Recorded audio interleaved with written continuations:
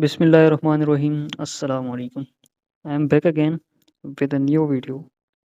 Today I have a story The Mill on the Floors by George Eliot. George Eliot was a Victorian writer and this novel was published in 1860. And ये जो novel है ये third person narrative है, मतलब इसका जो author है वो अननोन है। इसकी सेटिंग है सेंट टॉक्स में, जो कि एक फिक्शनल गांव है। कहानी शुरू करते हैं अपने प्रोटोगनिस्ट से, जिसका नाम है मैगी टोलीवर। मैगी टोलीवर एक 9 साल की बच्ची है और ये अपने घर के बाहर खेल रही होती है। इसी घर के अंदर मौजूद हैं मिस्टर टोलीवर एंड मिसेस टोलीवर, जो कि अपने बेटे टॉम टोलीवर की एजुकेशन के बारे में डिस्कस कर रहे होते हैं। मिस्टर टोलीवर कहते हैं कि हमने बेशक अच्छी तालीम हासिल नहीं की, लेकिन जो हमारा बेटा है टॉम, इसको हम बहुत अच्छी तालीम हासिल करवाएंगे और इसे एक बिजनेसमैन बनाएंगे। इसी सिलसिले में टॉम को भेजा जाता है मिस्टर स्टेलिंग के पास, जो कि उस एरिया का एजुकेशन मिनिस्टर है और ये एक बहुत अच्छा टीचर है। अब टीचर टॉम को सिखाने में काफ़ी जो है फ़ायदेमंद साबित हो रहा है, लेकिन जो टॉम है वो एक स्लो लर्नर है और वो टाइम ले रहा है अपनी तालीम को हासिल करने में। तो एक दिन क्या होता है कि मिसेस ग्लेक, जो कि मिसेस टोलीवर की सिस्टर है, वो आ जाती है उनके घर रहने के लिए। अब जो बच्चे हैं उनको अपनी जो ये खाला है ये बिल्कुल भी पसंद नहीं, क्योंकि ये हर वक्त कहती रहती है कि ये बच्चे बहुत शैतान हैं, ये मस्तियाँ करते रहते हैं, ये करते हैं वो करते हैं, मतलब जिस तरह की एक टिपिकल खाला की आदतें होती हैं वैसे लगी रहती है। तो एक दिन वो कहती है कि मैगी के जो बाल हैं ये भी सही नहीं है, तो मैगी जाती है गुस्से में अपने बाल कैंची से काट देती है। बाद में उसको ख्याल आता है कि उसने बहुत गलत किया है। बहरहाल इसी तरह इनका चलता रहता है कि खाला उनको ताने वगैरह देती रहती है और बच्चे अपनी इस खाला मिसेस ग्लेक को बिल्कुल भी लाइक नहीं करते। इसी खाला की एक बेटी है जिसका नाम है लूसी। अब लूसी जो है वो बच्चों के साथ बहुत फ्रेंडली है, ये सब आपस में अटैच हैं, एक दूसरे का ख्याल करते हैं, एक दूसरे को लाइक भी करते हैं। अब जो ये इनकी खाला है ये बड़ी झगड़ालू किस्म की औरत है। तो एक दिन क्या होता है कि ये मिस्टर टोलीवर के साथ लड़ाई कर लेती हैं। मिस्टर टोलीवर के ऊपर इनका 300 पाउंड का कर्ज है जो उन्होंने इनको रिटर्न करना है। तो वो कहते हैं कि मैं इस औरत के कर्ज के नीचे नहीं रहना चाहता, मैं जल्द इसका कर्ज वापस कर दूंगा। तो फिलहाल मिस्टर टोलीवर के हालात जो हैं वो कर्ज वापस करने के नहीं होते। तो वो 2-3 बंदों के पास जाते हैं, लेकिन उनको फ़ायदा नहीं होता, कोई उनको कर्ज के लिए रकम नहीं देता। अब इसी दौरान जो होते हैं मिस्टर टोलीवर वो केस कर देते हैं मिस्टर पिवट पे, ताकि वहाँ से कुछ पैसे वगैरह मिल जाएँ और ये इनका कर्ज अदा कर सकें। मिस्टर पिवट एक बहुत ही शानदार किस्म का वकील रखते हैं, जिसका नाम होता है वेकम। अब वेकम जो है वो मिस्टर टोलीवर को बिल्कुल भी नहीं पसंद, क्योंकि उनको पता है ये बहुत अच्छे किस्म का वकील है और इसकी वजह से मैं केस हार जाऊँगा।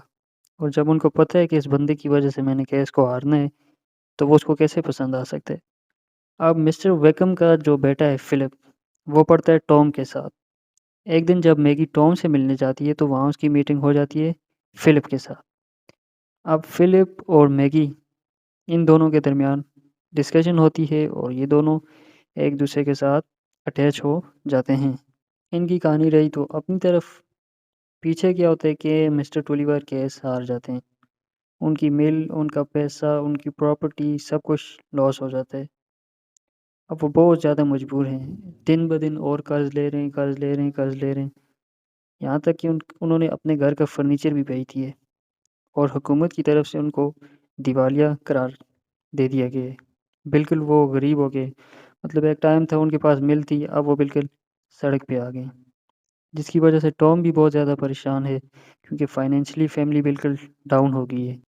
अब टॉम जो है वो घर का बड़ा बेटा भी है, तो वो कहता है कि इस ज़िम्मेदारी को मैं अपने सर लूँगा और ये कर्ज़ सारा मैं खुद अदा करूँगा। तो जॉब के सिलसिले में अपने एक अंकल, जिनका नाम डैन होता है, उनके पास जाते हैं। तो अंकल डैन उसको कहते हैं कि मैं आपको जॉब पे तो रख दूँगा, लेकिन मुझे स्किल्स चाहिए। अगर आपके पास स्किल हैं तो ठीक है आ जाएँ, नहीं तो आप ना आएँ।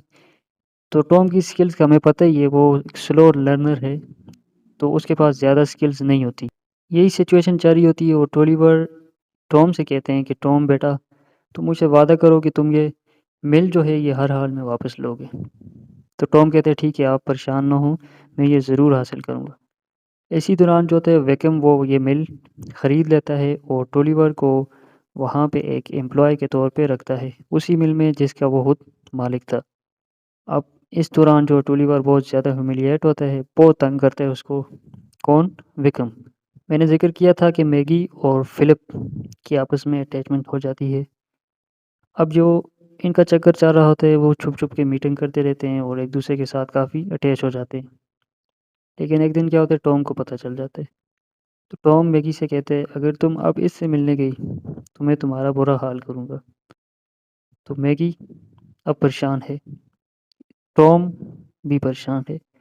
ٹام اپنی پریشانی کو حل کرنے کے لیے پیسے کماتا رہتا ہے۔ اب ٹام کے پاس بہت زیادہ پیسے جمع ہو جاتے ہیں، تو مسٹر ٹولیور سے کہتے ہیں کہ father I have a lot of money so that we can buy our mill back. تو ٹولیور اس خوشی میں جاتا ہے اور اپنی نوکری جو اس کو مل میں ملی ہوتی ہے اس کو لات مار دیتا ہے اور ساتھ ہی وکم کے ساتھ لڑائی کر دیتے ہیں۔ اسی لڑائی میں ٹولیور گر جاتا ہے اور زخمی ہو جاتا ہے اور انہی زخموں کے ساتھ کچھ دن بعد اس کی ڈیتھ ہو جاتی ہے۔ اب میگی جو ہے اپنے غم کو بلانے کے لیے اپنی کزن لوسی کے پاس جاتی ہے۔ لوسی کے پاس ایک بندہ ہوتا ہے جس کا نام ہوتا ہے اسٹیفن۔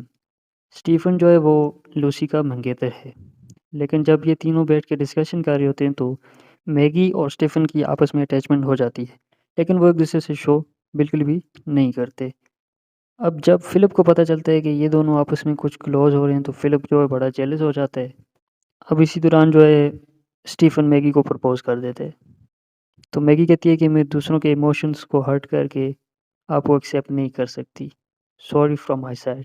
لیکن کچھ ہی دن بعد دیکھتے ہیں ہم کہ میگی اور اسٹیفن 3 دن کے لیے غائب ہو جاتے ہیں اور پیچھے یہ افواہ پھیل جاتی ہے کہ یہ لوگ شادی کرنے کے لیے بھاگے، لیکن وہ جلدی واپس آ جاتے ہیں۔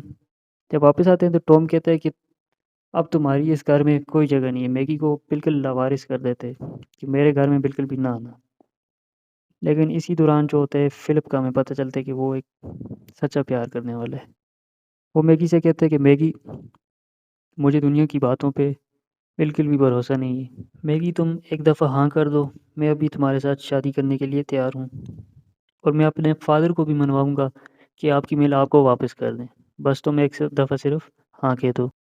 لیکن ٹام نے تو نہیں ماننا، کیونکہ ٹام جو ہوتا ہے وہ اتنے عرصے اسی بندے کے خلاف پیسے جمع کر رہے ہوتے، تو وہ کیسے ایکسیپٹ کر سکتے۔ بہرحال ٹام پیسے جمع کرتے کرتے اپنی مل واپس خرید لیتے۔ ایک دن کیا ہوتا ہے کہ ٹام جو ہوتے ہیں مل کے اندر ہوتے ہیں، بارش ہو رہی ہوتی ہے تو پاس جو دریا ہوتا ہے اس کا بند ٹوٹ جاتا ہے۔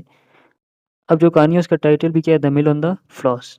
فلاس ایک ریور ہے، تو وہ بند ٹوٹ جاتا ہے، وہ پانی سارا مل کی طرف آ رہا ہوتا ہے۔ میگی کو پتہ چلتا ہے کہ ٹام جو ہے وہ مل کے اندر ہے، تو وہ فوراً ایک بوٹ لیتی ہے اور اس کو لے کے جاتی ہے مل کی طرف۔